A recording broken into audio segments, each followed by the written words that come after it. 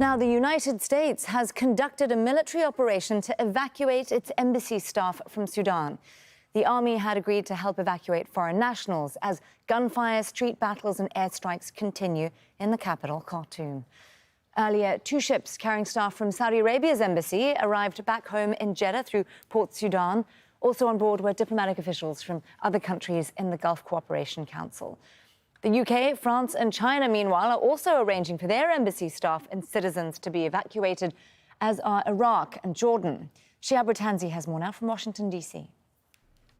For several days now, we've been told that contingency planning for an evacuation of U.S. government personnel from Sudan was underway. There were high-level calls between Mark Milley, the Joint Chiefs, and Sudanese officials, Antony Blinken and Sudanese officials, about an evacuation of some sort. More troops were being put into neighboring countries, and we were told on Friday that a decision would be made by President Biden very soon. What we were also constantly told, though, was it would only be U.S.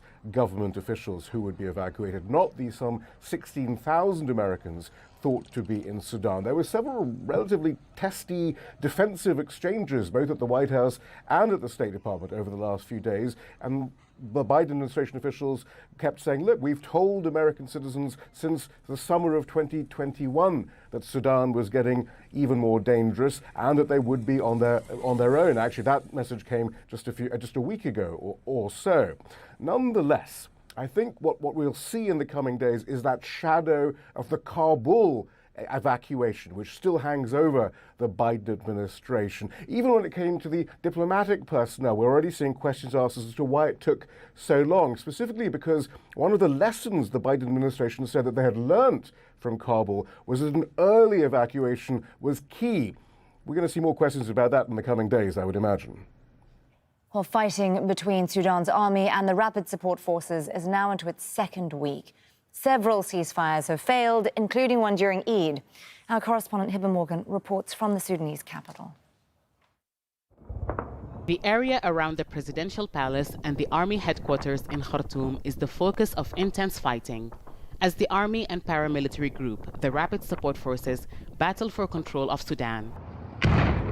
Many of the city's 6 million residents are trapped in their homes, with power outages, a lack of running water, and dwindling food supplies. They're angry that a 72-hour ceasefire for the Muslim holiday of Eid al-Fitr hasn't held. I want to say to the both sides, we are the civilians, we are the paying the price. We're not supposed to live in this situation. We are panicking. We are panicking. We are struggling. This is too much for us. Both sides say they're aware of the impact on the Sudanese people. The commander of the Rapid Support Forces says he's asked the UN for help and has spoken to Secretary General Antonio Guterres about the humanitarian truce, safe passage of residents who want to leave, and the protection of aid workers. Even though both sides agreed to a 72-hour ceasefire, people in parts of Khartoum say the fighting on Saturday was the worst they've seen, and some say they've given up on stocking up on basic goods and are waiting for a chance to leave. It's not easy to get a clear picture of the situation. Both sides accuse each other of bombing residential areas. More explosions were heard on Saturday night. Both sides seem determined to fight on, leaving millions of Sudanese fearing for their lives. Hiba Morgan, Al Jazeera, Khartoum. Well, Musa Ali Ibrahim is a Nigerian medical student studying in Sudan, and he says he's been unable to leave the country since the fighting broke out, and now food is running short. We are stranded in Sudan because we are trapped in this, I can describe it as a war zone, especially because we don't have food to eat, to be honest. There is no water to drink, and the electricity is cut up like for almost 3 days right now. The students who are living outside the university, they have to migrate from their private apartment into the student campus where they can have access to safe drinking water and food to eat. Because outside, the shops are all closed. Even if you have money, you cannot get access to food because there is no way, there is no security. I was just coming out of our house where we stay. just coming, looking, searching for water to drink. All the shops were closed. And then as I was trying to still look for water, then some people, like two guys, they stopped me and they took my phone with my money even. As I was coming from the school campus toward to the mosque of the university, around 5:30, there was a very, very gunfire, like heavy gunfire, like very loud, to the extent like some of the students started to run haphazardly without knowing which direction are they heading to. So it's like, that's why it's very scary. You can't even sleep because it's like it's unexpected. At night, in the morning, in the evening, in the afternoon, anytime you can hear this kind of gunshot. Well, as we've been saying, foreign evacuations from Sudan are currently underway. Let's speak to Susan Page. She's a professor at Michigan Law School and also a former U.S. ambassador to South Sudan. She joins us now from Ann Arbor in Michigan. Susan, we've obviously had confirmation from President Biden just in the last half hour of the U.S. evacuation. I want to start with what we know. This was obviously a complicated mission, and I know the embassy earlier in the day said it was too dangerous to evacuate its civilians, but they have managed to get their diplomats out. As a former ambassador yourself, just how risky was this? Well, from what I understand, it was probably quite dangerous, given that we were unsure, from what I understand, again, we were unsure who controlled the airport in Khartoum.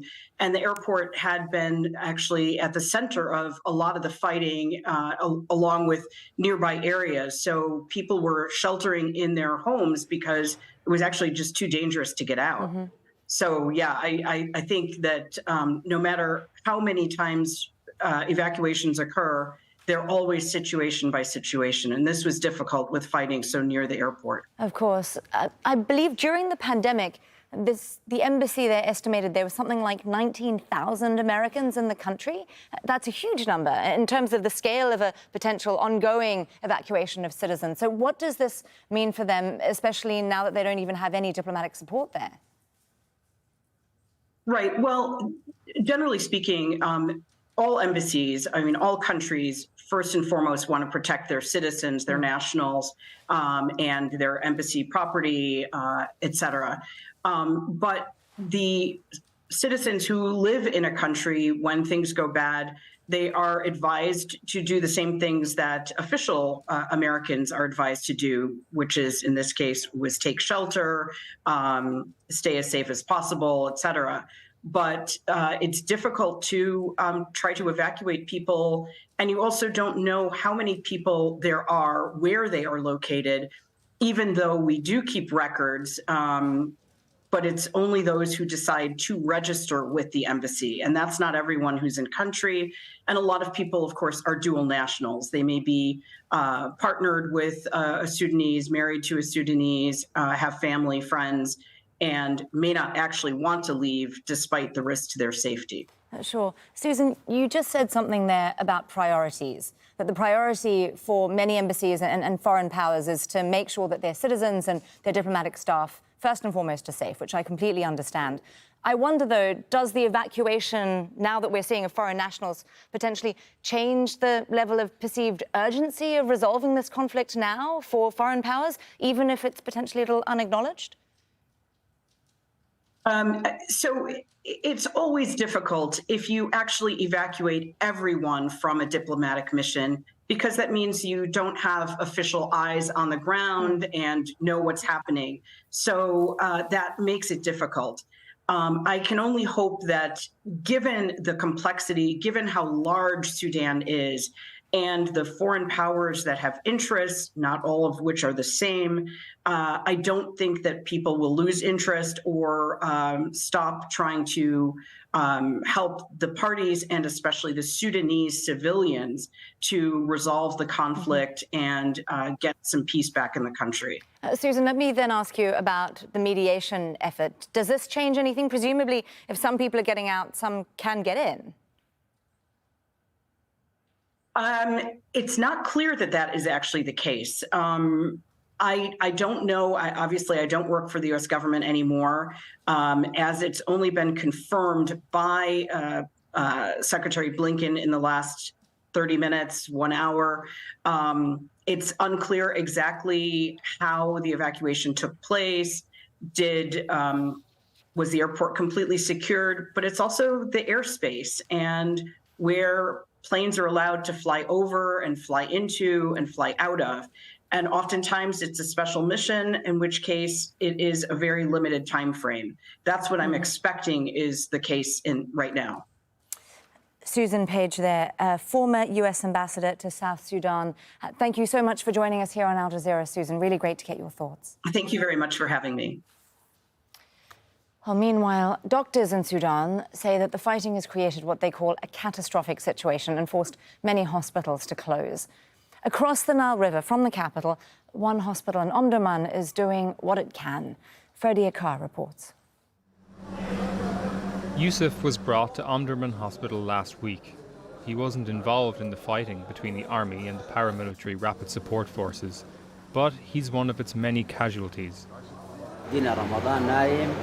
I arrived here during the month of Ramadan. I can no longer work or move easily. I was hit by a stray bullet. I don't know from which direction it came. Across the room, Suleiman described the severe wounds he suffered from bullets and shrapnel. I was hit twice and fell to the ground. I was hit in my hand and in my left side. I was brought to the hospital. Thank God Almighty, because now I'm okay. Dozens of sick and wounded people have come here to the Omdurman Teaching Hospital, but it's struggling to cope. Fighting has prevented staff from reaching the facility. It's now operating at just 20% capacity. There is a huge shortage of medical personnel. Those who are now treating the sick and the wounded are the medical staff who arrived at the hospital last Saturday. There is no longer any way to bring other medical staff from their homes or areas to the hospital here. Of course, the doctors and nurses who have been here since last Saturday are completely exhausted. The Sudanese Doctors Syndicate says about 70% of hospitals close to the fighting have had to shut, and that ambulances have come under attack. Sudan's health system was already in crisis before the fighting. Medics are warning it now risks collapse, just as people need it the most. Freddie Akar, Al Jazeera.